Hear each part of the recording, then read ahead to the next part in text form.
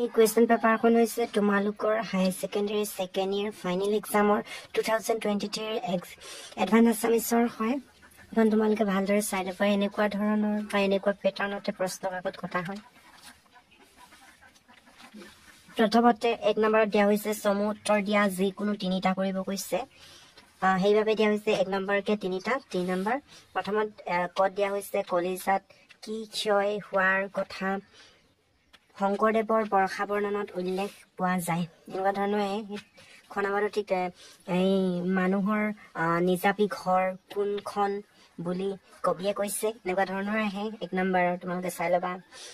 তাৰ পাছত গত আছে কি পদৰ কাৰণে মহা হলাহলৰ পান কৰাৰ কথা কোৱা হৈছে। তাৰপিছত ঘৰ নম্বৰ দিয়া হৈছে মোৰ গাঁও কবিতাত উল্লেখ কৰা গাঁওখনৰ নাম কি। তাৰ পাছত একেবাৰে 2 নম্বৰটো দিয়া হৈছে 4কে যিকোনো এটা কৰিব লাগিব। কত আছে কবিৰ পৰিচয় সহ মানৱ বন্দনা কবিতাটিৰ সাৰাংশ লিখিব কৈছে। তাৰ পাছত খ দিয়া হৈছে কাঞ্চনজংঘা বুৰঞ্জী কবিতাটিৰ প্ৰথম অংশত মহাদেৱৰ গুণ আৰু কাৰ্য কেনেকৈ কাঞ্চনজংঘাত আৰোপ কৰা হৈছে তোমাৰ ভাষাৰে লিখা। তোমালোকে এইটো পাঠটো পঢ়িবা, তাৰপিছত নিজে বুজি কিনে এইটো লিখি দিলে হৈ যাব যে মহাদেৱৰ গুণ আৰু কাৰ্য কেনেকৈ কাঞ্চনজংঘা কবিতাটিৰ দ্বাৰা মানে বৰ্ণনা কৰা হৈছে সেইটো লিখিলেই হ'ব নিজৰ ভাষাত। তাৰপিছত 3 নম্বৰটো দিয়া হৈছে 1+3 অৰ্থাৎ 4কে দিয়া হৈছে। 4 নম্বৰকে দিয়া হৈছে যিকোনো এযোৰা লিখিব কৈছে প্ৰসংগ সংগতি দৰ্শাই। কত আছে গ্ৰীষ্মত আছিল শুকাই ৰুদ্ৰতাপ সখী বাৰিষাৰ কালত দুনাই পুষ্ট ভোল মহি। তাৰপিছত ঘৰ দিয়া হৈছে বীৰ কাতৰ মই বিৰহত মৰো দেহ পুৰি মোৰ প্ৰাণৰ প্ৰিয়া কত যাম তোমাক বিচাৰি। সেইটো কবিতাটোৰ পৰাই আহিছে। তাৰপিছত 4 নম্বৰটোত দিয়া হৈছে তলৰ যিকোনো 3টা প্ৰশ্নৰ উত্তৰ লিখা। ইয়াত 4টা দিয়া হৈছে যিকোনো 3টা লিখিব কৈছে। এটা 3 মাৰ্কে দিয়া হৈছে 3 3 গুণ 9 আৰু 9 দিয়া হৈছে। কত আছে বৰ্ষা বৰ্ণন কাব্যাংশত কৃষ্ণ আৰু গোপগণৰ কাৰ্যকলাপত কিদৰে বৰ্ণনা কৰা হৈছে লিখা। তাৰপিছত খৰ দিয়া হৈছে অম্বিকাগিৰি ৰায়চৌধুৰীৰ কবিতা আৰু গীতৰ মূল সুৰ কি কি। তোমালোকে জানাই এইখিনি সুৰ কি আছিলে। গত হৈছে কবিয়ে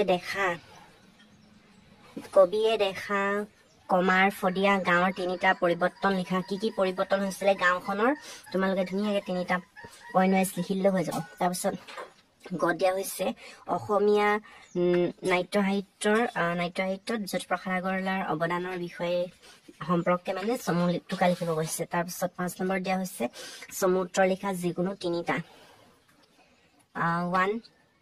1 মাৰ্কে দিয়া হৈছে 3টা লিখিব কৈছে। এইভাবে 3 দিয়া হৈছে। কত আছে ভাৰতীয়সকলৰ কি জ্ঞানৰ অভাৱ বুলি অভাৰতীয়সকলে কথন মথন কৰে। তাৰপিছত খত আছে ধী শক্তি মানে কি। তাৰপিছত গত আছে গণেশ চন্দ্ৰ হাজৰিকাই চপোৱা বিহু বিষয়ক পুস্তিকাখনৰ নাম কি।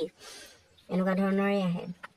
তাৰপিছত ঘৰ আছে গোহালিৰ মুখত জাক দিয়াৰ মূল কাৰণ কি বুলি কবিয়ে কৈছে। তাৰপিছত 6 নম্বৰটো দিয়া হৈছে 6 মাৰ্কে দিয়া হৈছে। কত আছে শংকৰদেৱ আৰু মাধৱদেৱৰ জীৱন দৰ্শনৰ কেনেধৰণৰ পাৰ্থক্য থকা বুলি লেখকে উল্লেখ কৰিছে। শংকৰদেৱ আৰু মাধৱদেৱৰ মানে জীৱন দৰ্শনৰ পাৰ্থক্যটো আলোচনা কৰিব কৈছে। তাৰপিছত খত দিয়া হৈছে বিহুক ধৰ্মীয় অনুষ্ঠান বুলি কোৱাৰ যুক্তিযুক্ততা বহাগ বিহুৰ পৰম্পৰা পাঠৰ আধাৰত প্ৰতিপন্ন কৰা। 6 মাৰ্ক যিকোনো এটা লিখিব কৈছে। 2টা দিয়া হৈছিলে। তাৰপিছত 7 নম্বৰটোত আছে তলত দিয়া যিকোনো 2টাৰ বিষয়ে চমুকৈ লিখা। 3 মাৰ্ক দিয়া হৈছে 2কে 2টা লিখিব কৈছে। আয়ুস বেদ। তাৰপিছত খত দিয়া হৈছে অৰ্থবৰ বেদ। তাৰপিছত গত দিয়া হৈছে বাঁহী আলোচনীখনৰ লিখিব কৈছে। তাৰপিছত 8 নম্বৰটোত দিয়া হৈছে কত দিয়া 4 আছে 8। তাৰপাছত কটোত আছে নদী কেন্দ্ৰিক উপন্যাস হিচাপে কপিলীপৰীয়া সাধুৰ মূল বৈশিষ্ট্য সহ উল্লেখ কৰি কপিলী নদীখনে কাহিনীৰ অগ্ৰগতিত কেনে ভূমিকা পালন কৰিছে তোমাৰ ভাষাৰ চমুকৈ লিখা। প্ৰথমতে লিখিব লাগিব যে তোমালোকে নদী কেন্দ্ৰিক উপন্যাস হিচাপে কপিলীপৰীয়া সাধুৰ মূল বৈশিষ্ট্যখিনি তাৰ পাছত আকৌ বেলেগকৈ লিখিব লাগিব কি বুলি কপিলীপৰীয়া নদীখনে কাহিনীটোৰ অগ্ৰগতিত কেনে ভূমিকা পালন কৰিছে সেইটো তাৰপিছত খ দিয়া হৈছে কপিলীপৰীয়া সাধু উপন্যাসত স্বাধীনতা আন্দোলনৰ প্ৰভাৱ কেনেদৰে চিত্ৰিত হৈছে আলোচনা কৰা ৮ নম্বৰ দিছে সেইটো দীঘলকে লিখিব লাগিব তাৰপাছত ৯ নম্বৰত আছে ক'ত আছে ৰজা পোৱালীৰ দেশ এই ঘৰ ৰজা আছিল কি বুলি কৈছে ৰজা পোৱালী দেশত কেই ঘৰ ৰজা আছিল বুলি কৈছে তেওঁলোকে কি উপাধি লিখিছিল ইয়াত একে আছে 2 মাৰ্ক তাৰপাছত খদিয়া আছে কপিলীৰ ল'ৰা কপিলীয়ে চিনি পায় তুমি ভয় ছয় নকৰিবা কোনে কাক কি প্ৰসংগত কৈছিল ৩ নম্বৰ দিয়া হৈছে তাৰপিছত গড় আছে গোখাই পুখুৰীৰ কেনেকৈ সৃষ্টি হৈছিল কিমাকে আছে তোমালোকে জানা গোখাই পুখুৰী কেনেকৈ কপিলীপৰীয়া কিতাপখনতে আছিলে তাৰপিছত 10 নম্বৰ আছে তলত দিয়া যিকোনো এজনৰ বিষয় চমু কৈ লিখা 4 নম্বৰ দিয়া হৈছে চাই যাবা কপিলীপৰীয়া সাধুখনত আছিলে বসু গোহাঁই তাৰপিছত সোণপাহি আছিলে গদ দিয়া হৈছে পিতৌ হাতুলা তাৰপিছত 11 নম্বৰ দিয়া হৈছে ক আমাৰ ছাৰ গল্পত ছাৰৰ চৰিত্ৰ কেনেদৰে বৰ্ণনা কৰা হৈছে নিজৰ ভাষাত লিখা 5 নম্বৰ দিয়া হৈছে খত আছে বাপ ধনক কেন্দ্ৰ কৰি বাপে পুতেকৰ মাজত কেনেধৰণৰ কাজিয়াৰ সূত্ৰপাত হৈছিল আৰু 5 নম্বৰ তাৰপাছত 12 নম্বৰ দিয়া হৈছে ক দিয়া হৈছে যোগেশ্বৰ দাসে ৰচনা কৰা এখন উপন্যাস আৰু এখন গল্প উপন্যাসৰ নাম লিখা 2 নম্বৰ দিয়া হৈছে তাৰপাছত খত আছে বখুৰা মেধিৰ পুত্ৰ সন্তান কেইজন আছিল 1 নম্বৰ দিয়া হৈছে তাৰপাছত গত আছে পাৰ্চিন হৈ যাব পৰা পৃথিৱীৰ দুটা অৰ্থবৰ প্ৰতিধ্বনি কোন 13 নম্বৰটো দিয়া হৈছে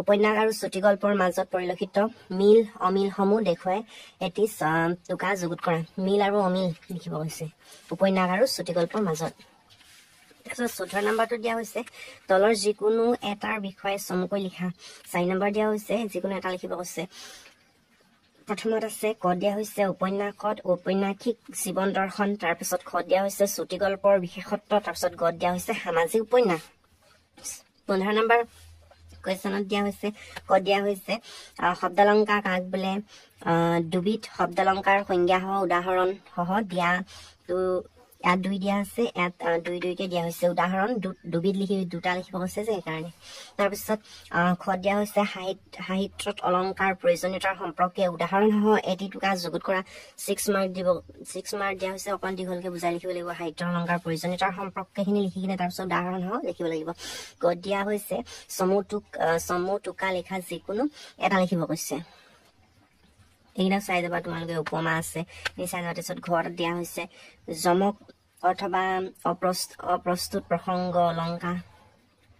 প্ৰশংসা অলংকাৰ এবিধ উদাহৰণ দিয়া তোমালোকে জানাই যমক কি হয় নাইবা লিখি অথবা কৈছে নহলে অপ্ৰস্তুত প্ৰশংসা অলংকাৰ এটি উদাহৰণ দিব কৈছে তাৰপিছত 16 নম্বৰটোত আছে আহ্বান যুগৰ যিকোনো এগৰাকী শিল্পকাৰ পৰিচয় সহ তেওঁৰ গল্পৰ বিশেষত্বৰ বিষয়ে এটি নীতি দীৰ্ঘ আলোচনা আগবঢ়াব কৈছে 6 মাৰ্ক দিয়া হৈছে 17 নম্বৰ দিয়া হৈছে জোনাকী যুগৰ 4 গৰাকী ঔপন্যাসিকৰ নাম লিখা তাৰপিছত এটা এই যুগৰ অসমীয়া উপন্যাসৰ মূল বৈশিষ্ট্যসমূহ লিখিব লাগিব ইয়াত 4 নম্বৰ দিয়া হৈছে ইয়াত তোমাৰ 2 নম্বৰ দিয়া হৈছে 4 গৰাকী উপন্যাসৰ নাম লিখিব লাগিব তাৰপিছত সেই উপন্যাসৰ মূল বৈশিষ্ট্যসমূহ লিখিব লাগিব সো একেবাৰে শেষৰ 18 নম্বৰটো দিয়া হৈছে কত দিয়া হৈছে দন্দুৰাদ্ৰুহ উপন্যাসখনৰ ৰচক কোন 1 মাৰ্কে দিয়া হৈছে 3টা লিখিব লাগিব কত দিয়া হৈছে লক্ষ্মীনাথ বেজবৰুৱাৰ উপন্যাসখনৰ নাম কি তাৰপিছত গত দিয়া হৈছে ৰামা দাসৰ এখন গল্প সংকলনৰ নাম লিখা এনেকুৱা ধৰণৰ পৰীক্ষা আহিব তোমালোকে চাই যোৱা এখন তোমালোকৰ যদি এই ভিডিওটো ভাল লাগিল তেন্তে লাইক কৰিবা চেনেলটো সাবস্ক্ৰাইব কৰি বেল আইকনটো বজাই দিবা